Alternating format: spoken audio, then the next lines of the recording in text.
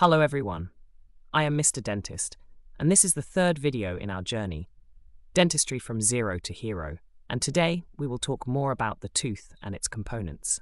We talked in the last video that the tooth consists of crown, which is clinically visible, roots, which is impeded in the bone, and finally the neck, which is between them.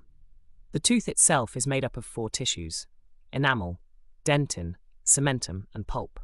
The first 3 of these, enamel, dentin, and cementum, are relatively hard since they contain considerable mineral content, especially calcium, so these tissues can also be described as calcified. On the other hand, the pulp is the soft, which is non-calcified or mineralized.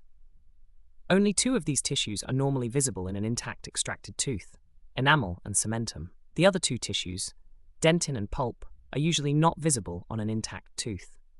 Let's start with enamel. The enamel is the white, protective external surface layer of the anatomic crown. It is highly calcified or mineralized and is the hardest substance in the human body. Its mineral content is 95% calcium hydroxyapatite, and the remaining substances include 5% water and enamel matrix. The enamel develops from the enamel organ, ectoderm, and is a product of specialized epithelial cells called ameloblasts.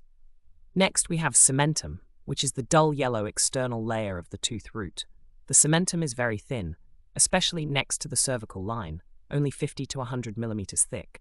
It is composed of 65% calcium hydroxyapatite, mineralized and calcified, 35% organic matter, collagen fibers, and 12% water. Cementum is about as hard as bone but considerably softer than enamel. And it develops from the dental sac, mesoderm, and is produced by cells called cementoblasts. Dentin is the hard yellowish tissue underlying the enamel and cementum, and makes up the major bulk of the inner portion of each tooth crown and root. It extends from the pulp cavity in the center of the tooth outward to the inner surface of the enamel, on the crown, or cementum, on the root. Mature dentin is composed of about 70% calcium hydroxyapatite, 18% organic matter, collagen fibers, and 12% water, making it harder than cementum but softer and less brittle than enamel. Dentin develops from the embryonic dental papilla, mesoderm. The cells that form dentin, called odontoblasts, are located at the junction between pulp and dentin.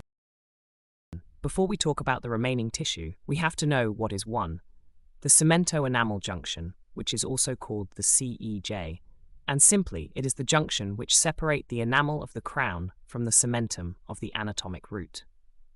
This junction is also known as the cervical line, denoting that it surrounds the neck or cervix of the tooth.